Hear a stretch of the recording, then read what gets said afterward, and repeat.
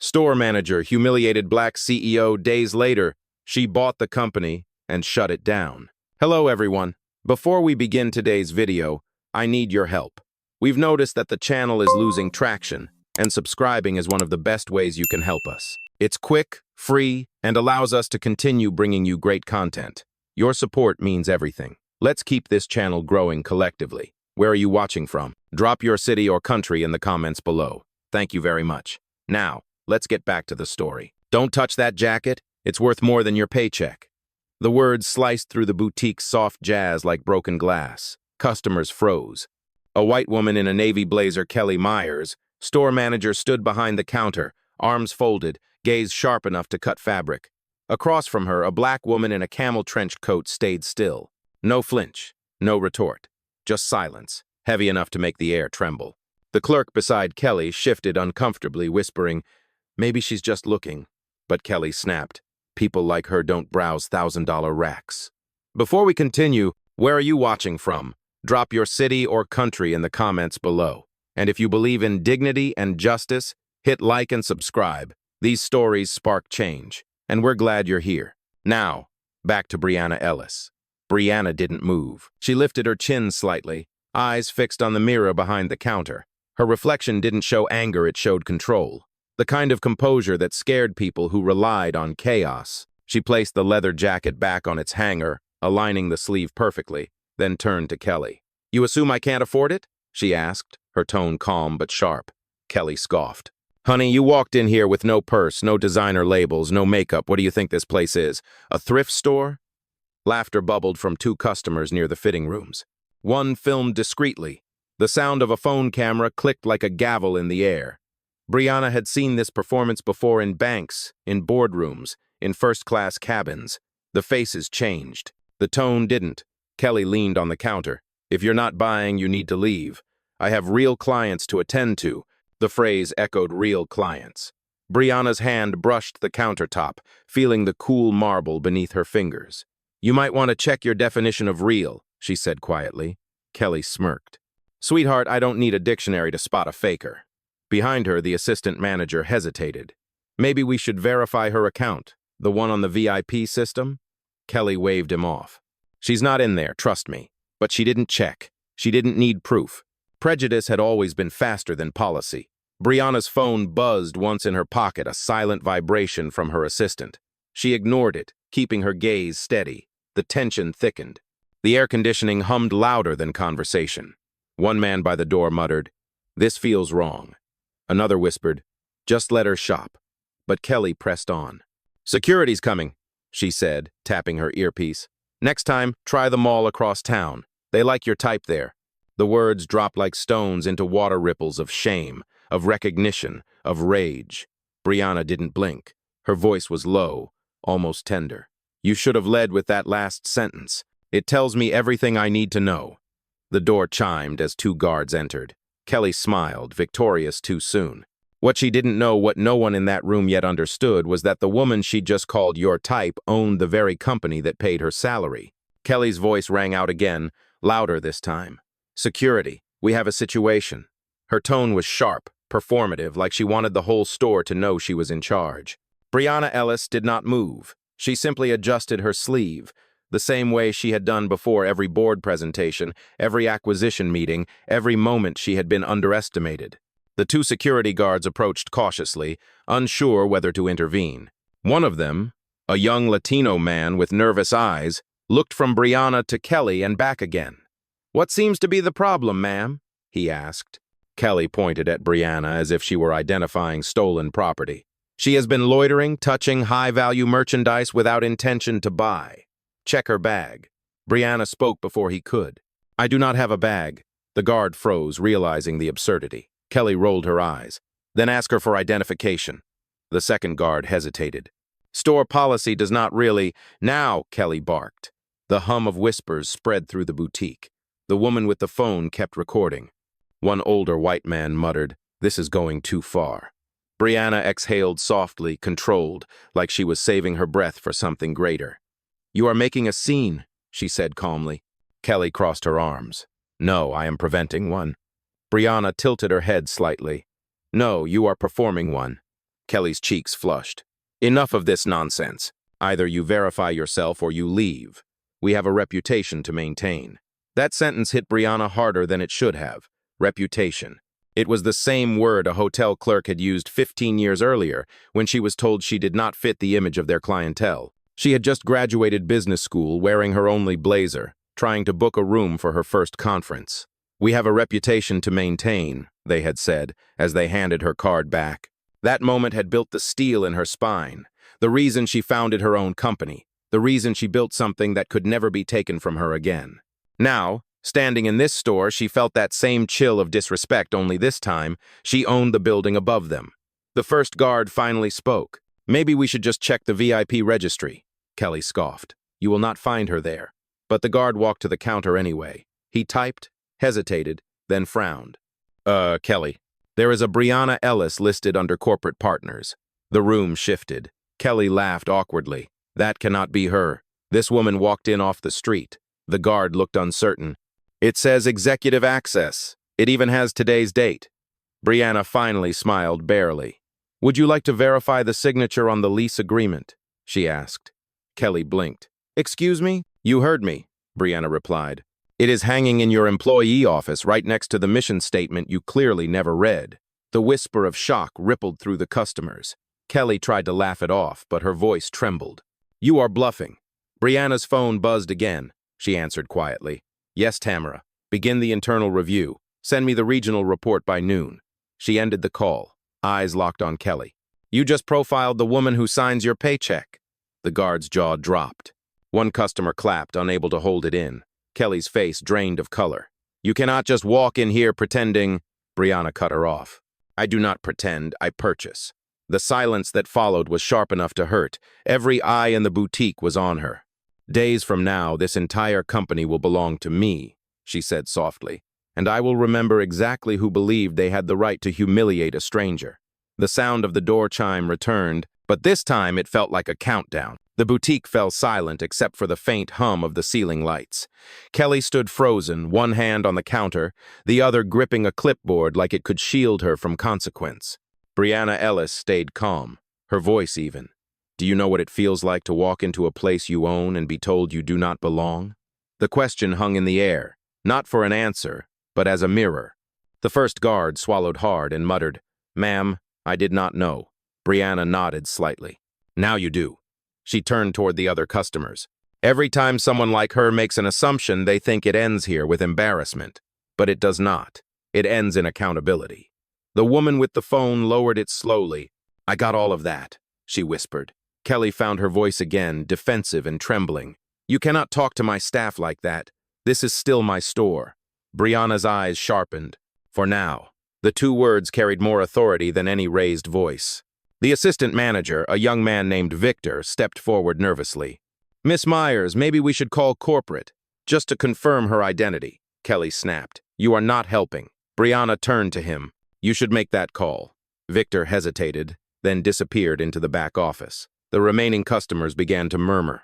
A woman whispered to her husband, I think she is serious. He nodded.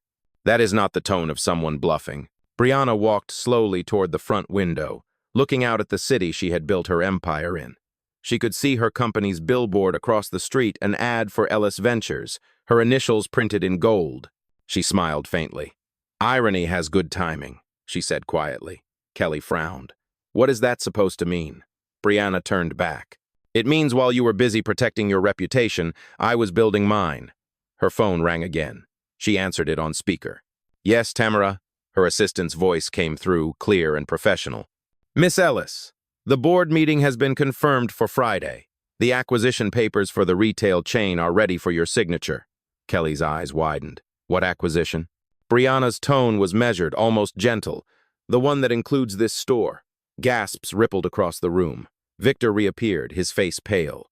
Kelly, corporate says she is who she says she is. They said her office approved our new salary structures last quarter. Kelly's voice faltered. That is impossible. Brianna stepped closer, the soft click of her heels echoing against the polished floor.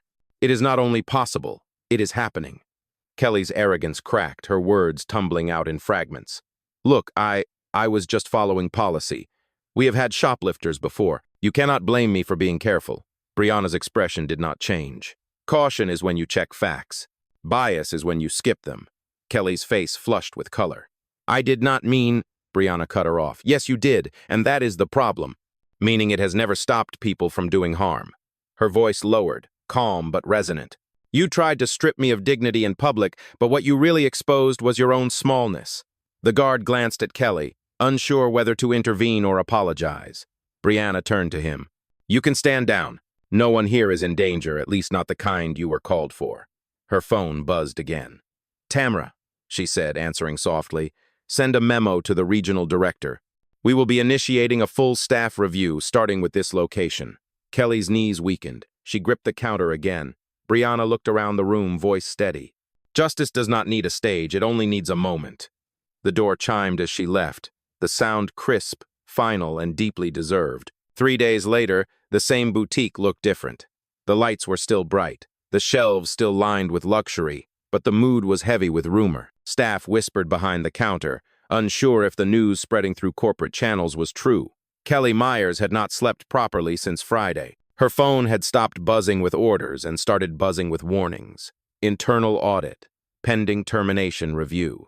The words were burned into her inbox like a slow confession. She tried to laugh it off with her staff, but her jokes fell flat. Every time the front door chimed, she jumped. At exactly 9 a.m., the door opened again, and this time it was not a customer. 2 corporate representatives stepped in, suits crisp, faces unreadable. One of them carried a brown envelope embossed with the Ellis Ventures seal. Good morning, the taller one said. We are here on behalf of Miss Brianna Ellis. Kelly's mouth went dry. She is not coming here, is she? The representative gave a polite but cold smile. She will be joining us shortly. Kelly looked like she had swallowed ice. The assistant manager, Victor, stood frozen beside her. What is going on? He whispered. The representative placed the envelope on the counter. Ellis Ventures has finalized its acquisition of the retail chain effective this morning. We are conducting our first in-person review. Kelly's voice cracked. That cannot be. The merger was not supposed to close until next quarter. The second representative looked at her with mild pity. Miss Ellis accelerated the timeline. The door chimed again. Brianna Ellis walked in wearing a dark gray suit, minimal jewelry, and the same calm expression she had worn days earlier. The staff stiffened. Kelly tried to speak, but the words tangled in her throat. Miss Ellis, I did not expect... Brianna stopped her with a simple gesture. No need to finish that sentence. It usually ends with excuses. She looked around the boutique, scanning every detail as if she were memorizing it for a final time. It is strange, she said softly, how a place can look so polished on the surface while rotting underneath. Kelly stood behind the counter, trembling. I did not mean to offend you that day. I was under pressure. Brianna's gaze did not waver.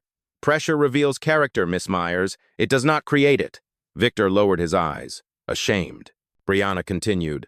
This location will close for restructuring. All staff positions are under review, including management. Kelly took a shaky step forward. Please, I need this job. I have been here for 7 years. Brianna's tone stayed even. And in 7 years, how many people did you humiliate because they did not look like they belonged? Kelly's lips parted, but no sound came out. Brianna turned toward the corporate team. Proceed. One representative opened the envelope and began distributing letters. The air turned electric with dread. One by one, employees realized what was happening. Kelly's letter shook in her hands. Termination effective immediately, she read under her breath. Brianna's eyes softened, not in pity, but in finality. Actions have consequences. You made your choice the moment you mistook prejudice for professionalism. Kelly's tears fell silently onto the counter. The boutique that had once felt like her kingdom now felt like a courtroom. Brianna turned toward the window again, where the reflection of her company's logo shimmered across the street. Justice does not always shout, she said quietly. Sometimes it signs the paperwork. Then she walked out, leaving behind silence, closure, and the echo of accountability that would haunt the store long after the lights dimmed. That afternoon, the corporate offices of Ellis Ventures buzzed with restrained energy. The acquisition had made headlines across several business outlets, not because of its size, but because of the story behind it. Black CEO buys retail chain that discriminated against her. The article titles read. For most executives, it was just another power move, but for Brianna Ellis, it was something deeper. She sat in her glass-walled office overlooking downtown Chicago. a city skyline wrapped in afternoon haze. Tamara, her assistant, entered quietly with a stack of reports. "The media is calling non-stop," she said. "Do you want to make a statement?" Brianna shook her head. "Not yet. Let them talk first. The truth always sounds louder after silence." Tamara nodded. "The audit team found some things," she said carefully, handing over a thin folder. Inside were records, complaints buried, incidents ignored, and names of employees mistreated for years under the same pattern. Brianna's eyes scanned the pages. "So it was not just me," she murmured. "No, ma'am," Tamara replied. "There are dozens." Brianna closed the folder slowly, her fingers resting on the cover as if it were a verdict. "We are not just fixing a store, Tamara. We are exposing a culture." She leaned back in her chair, looking out at the skyline again. "Every one of these stories began the same way someone thought their bias was policy." Tamara hesitated before speaking. "What do you want to do with the staff from that branch?" Brianna's tone was calm but firm. "Offer them retraining or release them, but the ones who chose silence when they saw injustice, they are already gone." Tamara nodded and began taking notes. "And Kelly Myers?" Brianna's expression stayed unreadable. "She will receive severance and counseling. Humiliation is not the goal. Awareness is." For a moment, neither woman spoke. The city outside glimmered like glass under the sun. Then Brianna said quietly, "I remember when I was 23, and a bank manager froze my account because my signature did not look professional enough. I walked home that night with $12 and a fury that built a company." Tamara listened, her eyes soft. "You turned pain into power," she said. Brianna smiled faintly.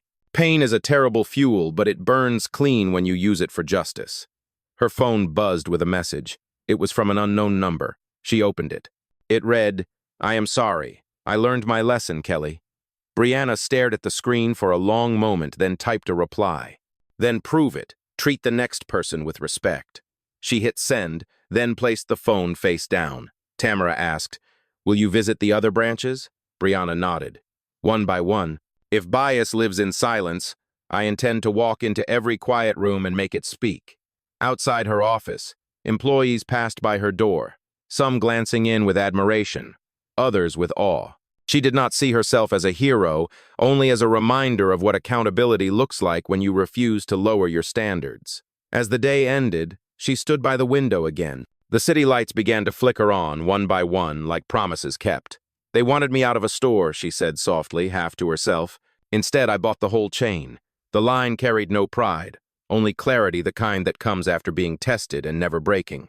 The clock on her desk read 6 p.m., and the reflection of her face in the window looked calm, steady, and unshaken.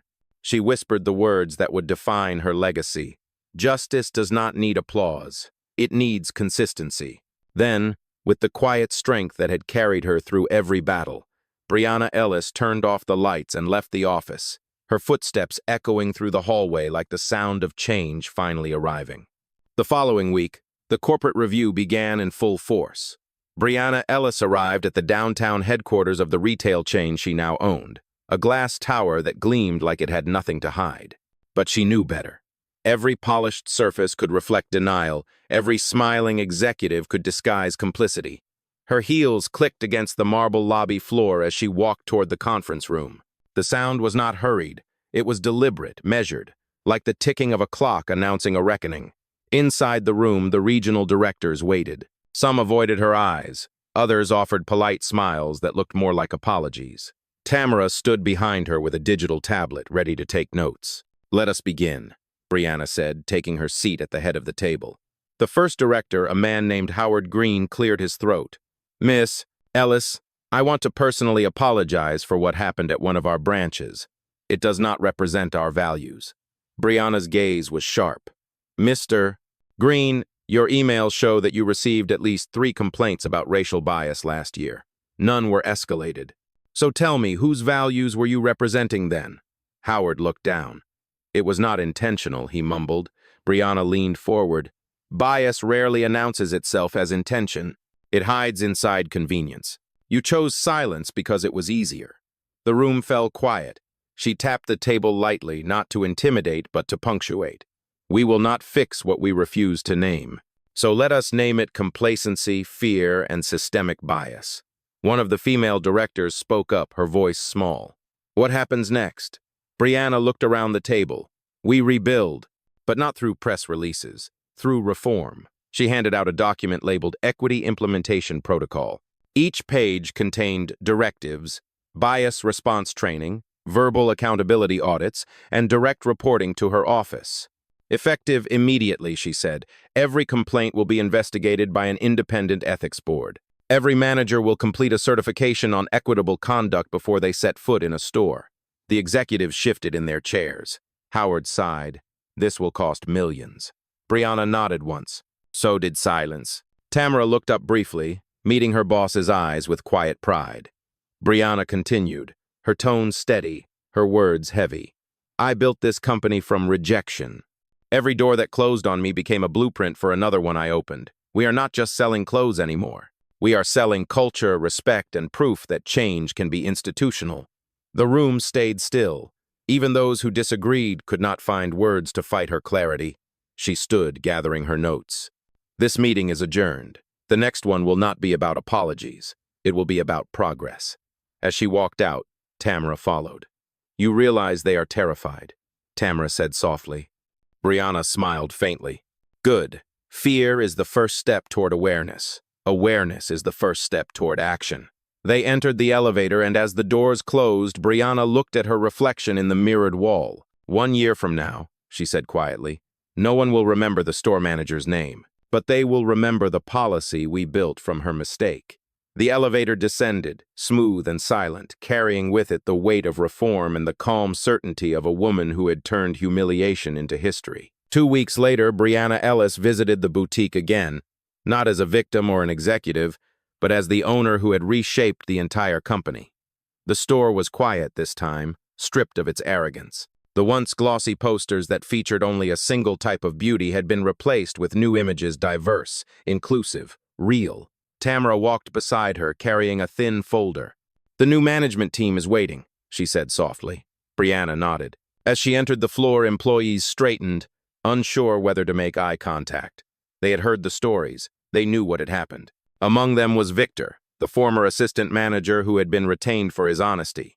He stepped forward nervously. Miss Ellis, he said, thank you for giving us another chance. Brianna smiled faintly. A second chance is not a gift, Mr. Ruiz. It is a responsibility. He nodded quickly. The new store manager, a black woman named Denise Hart, approached with calm authority. Welcome back, Miss Ellis. We are honored to have you here. Brianna extended her hand. You earned this position, Denise. Do not treat it like charity.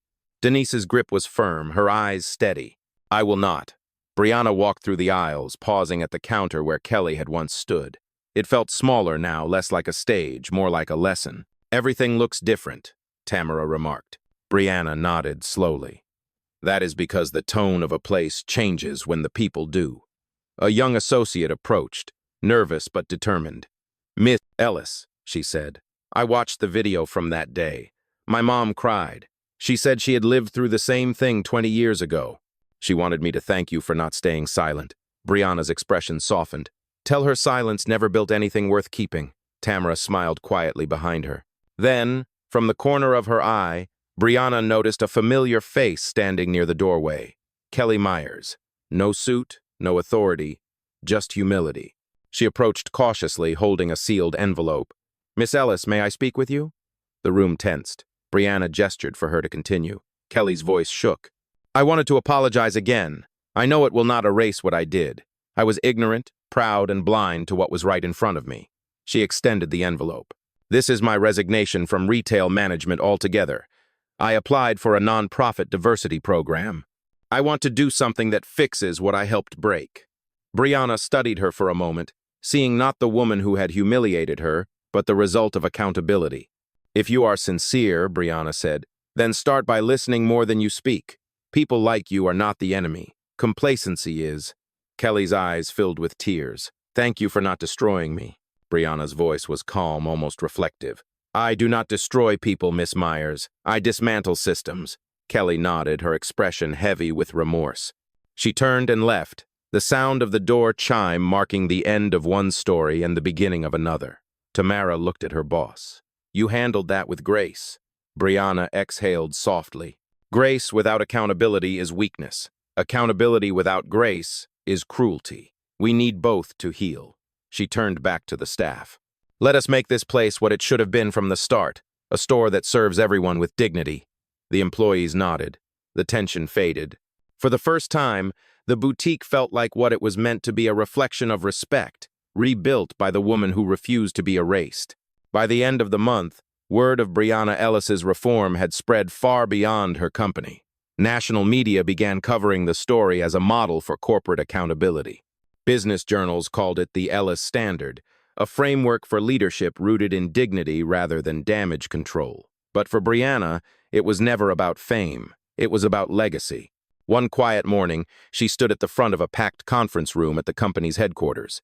The entire staff, from store clerks to executives, had gathered for what was now called the Equity Renewal Summit. Tamara stood beside her, organizing the agenda.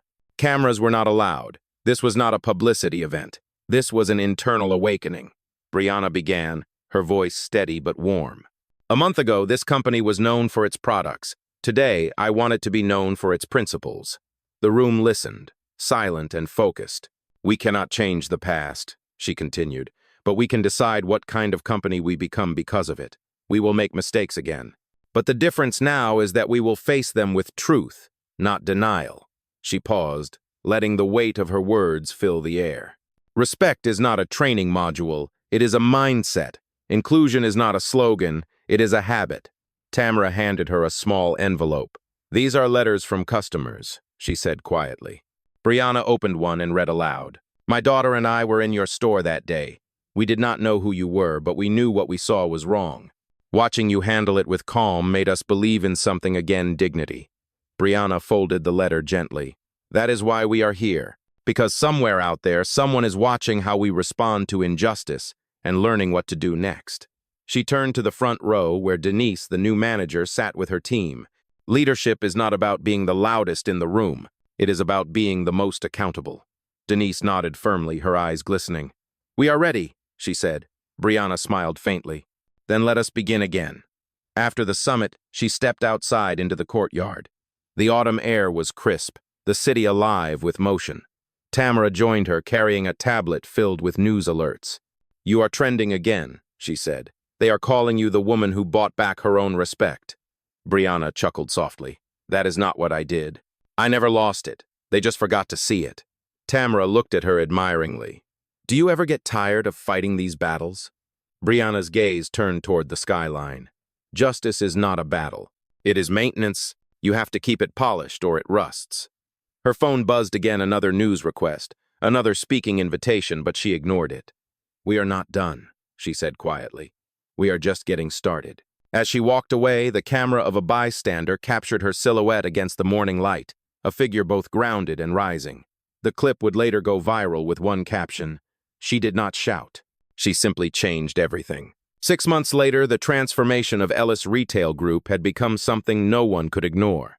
Every branch now carried the same quiet signature, a culture of fairness that could be felt, not advertised. Customers noticed it first. Employees followed. The story of a woman once humiliated in her own store had evolved into a national case study taught in business schools. But for Brianna Ellis, it was still personal. One afternoon, she returned to the boutique where it all began, not for publicity but for reflection. The air smelled of fresh paint and cedar polish. The new staff greeted her warmly, unaware that their very presence was living proof of change. Denise, the new manager, approached with confidence. Miss Ellis, sales have doubled, but that is not what I am proud of. We have had 0 discrimination complaints in 4 months. Brianna smiled. That is the real profit, Denise. Humanity pays better than revenue. She walked through the store slowly, touching the edge of a display table, remembering the day when that same space had felt like a courtroom. Now it felt like redemption. Tamara joined her, carrying a folder of quarterly reports. Every department is improving, she said. Even corporate morale is up. Brianna nodded. Because people finally feel seen. They stopped near the register where a young clerk was helping an elderly customer who seemed confused about pricing. The clerk spoke kindly, patient, and warm.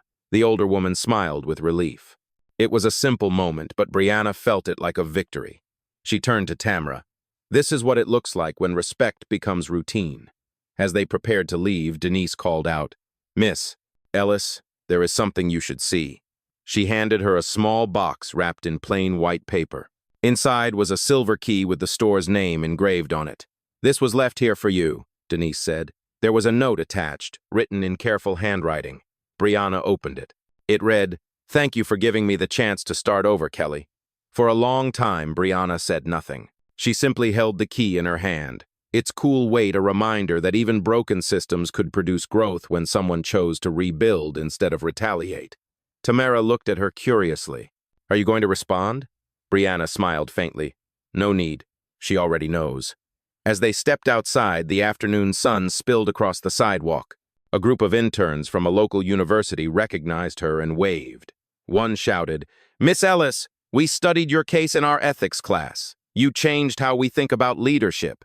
Brianna raised a hand in greeting but said only, "Then promise me something, never confuse power with worth." They nodded, inspired. Tamara laughed softly. "You just gave them another quote to print on the internet." Brianna smiled.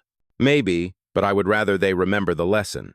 They walked toward the car, passing a window display that now featured the words, "This space belongs to everyone." Brianna paused, reading it aloud. "That is the only advertisement I will ever need."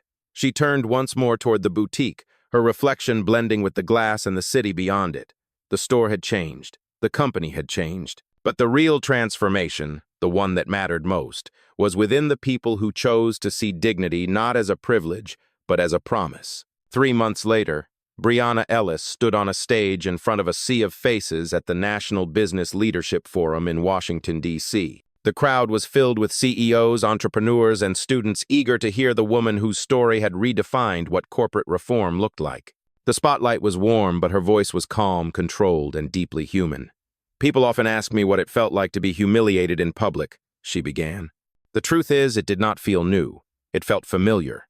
It felt like every time someone looked at me and saw less than what I had built." The audience grew silent, leaning in. "But pain," she continued, "is not the ending of a story. It is the beginning of one if you let it teach you." She paused, looking across the crowd. "When that store manager told me to leave, she was not just protecting her ignorance. She was reflecting a system that had been taught to see difference as danger. And that is the real work, unlearning what was never true." Tamara stood off stage, watching her boss deliver the kind of message that no press release could capture. "I did not buy that company to prove a point," Brianna said. "I bought it to prove a principle. That accountability is not revenge, and leadership is not control, it is courage." The audience erupted in applause, but she lifted a hand gently, signaling them to listen. "I want every leader in this room to remember something. Policies can be written overnight, but culture takes patience. You cannot force respect. You have to live it until it becomes your company's instinct." The applause that followed this time was not loud. It was steady, like rain that nourished instead of stormed. After the event, several young women approached her backstage. One of them, a black student wearing a simple white dress, said quietly, "Miss Ellis, I study business because of you. My professors talk about your case, but what stayed with me was how calm you were. How did you not lose control?" Brianna smiled gently. "Because control is not the same as silence. I was not quiet because I was weak. I was quiet because I was sure." The student's eyes filled with tears. "Thank you for showing us that we can lead without shouting." Brianna placed a hand on her shoulder. "The world will always try to measure your worth by how loud you are. Do not give it that power." Later that evening, in her hotel suite overlooking the Potomac River, Brianna sat by the window with a cup of tea. The city lights shimmered across the water, reflections of motion and meaning. Tamara knocked softly and entered. "You did it again," she said with a smile. Brianna looked up.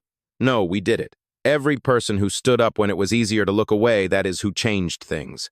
Tamara hesitated, then asked, "Do you ever think about that day? The store, the manager, the moment it all began?" Brianna looked out at the skyline. "Every day," she said quietly. "Not because it hurt, but because it healed." The reflection of her face in the glass looked steady, timeless. "That day did not break me. It clarified me." As the night deepened, the city hummed softly below. Somewhere in that sound was the echo of her story, a reminder that justice is not born from rage, but from resolve. And for Brianna Ellis, resolve had become her legacy. Weeks after the conference, Brianna Ellis found herself invited to Capitol Hill for a private policy roundtable on workplace discrimination and equity reform. It was not her first invitation from lawmakers, but this time felt different. The conversations her story had sparked were turning into tangible policy drafts. As she entered the building, escorted through the marble corridors lined with portraits of men who once defined power, she realized something quietly profound. She was not there as a guest. She was there as an authority. The room was filled with senators, industry leaders, and policy analysts. Tamara stood at her side, carrying the same black folder she always did, filled with data, reports, and proof of what reform could accomplish when driven by purpose. The moderator, a congresswoman from New York, began the session. Miss Ellis, thank you for joining us. Your company's transformation has become a model of ethical leadership. Could you share what you believe is the first step in building equitable workplaces? Brianna leaned forward slightly, her tone calm but unwavering. The first step is honesty.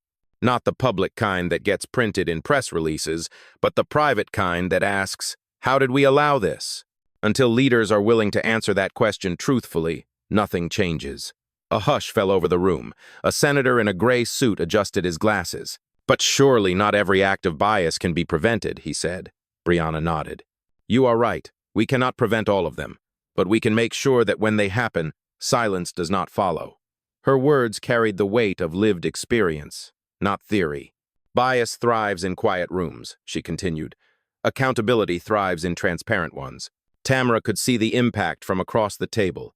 Heads were nodding, notes being taken, truths settling into minds that were used to deflecting them. After the meeting, the congresswoman approached Brianna privately. You speak like someone who has lived the solution, not just imagined it, she said. Brianna smiled faintly.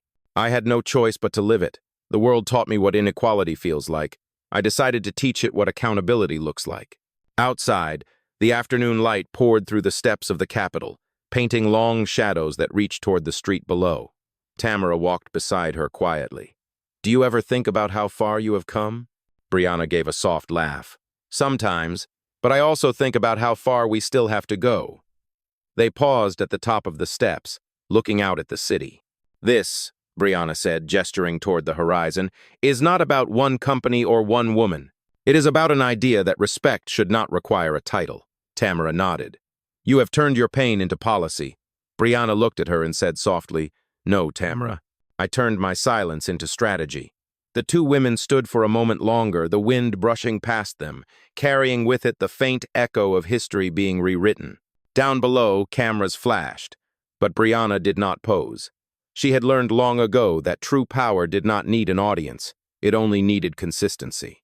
And in that quiet, steady moment, beneath the shadow of the nation's most powerful building, Brianna Ellis embodied both. 1 year later, the world knew Brianna Ellis not just as a CEO, but as a movement. Her reforms had influenced more than a dozen companies, and her Ellis framework had become the benchmark for diversity and accountability training nationwide. Yet she remained the same, measured, humble, and precise. On a bright spring morning, she stood on the balcony of her Chicago headquarters, watching the city she had built her empire in wake up. The streets below were alive with people heading to work, each carrying their own dreams, their own struggles. Tamara joined her, holding a newspaper. The front page headline read, From Humiliation to Hope, the CEO who changed corporate America. Brianna smiled softly. They make it sound like I did it alone, she said. Tamara shook her head. You led, but others followed. That is what leadership is supposed to do. Brianna turned toward her, the morning light catching the edge of her expression. Change is not a solo act, Tamara. It is a chorus. Inside the building, her staff was preparing for the first anniversary of the company's relaunch. Photos lined the hallway, employees from all backgrounds, clients and customers who had written letters of gratitude. A plaque near the entrance carried her most famous quote, I did not raise my voice. I raised the standard. As she walked through the lobby, people greeted her with quiet admiration, not out of fear but respect. Denise, now promoted to regional director, met her by the conference doors. We are ready for you, Miss Ellis? Brianna nodded. Then let us make it worth their time. The lights dimmed slightly as she took the stage. There were no fireworks, no grand introductions, just a woman standing in front of the people who had helped her rebuild an empire with integrity. A year ago, she began, we were a company that looked successful but was morally bankrupt. Today, we are something greater. We are proof that accountability can be culture. The audience listened in stillness. Every person here had a choice to be silent or to be part of something better, and you chose better. You chose growth.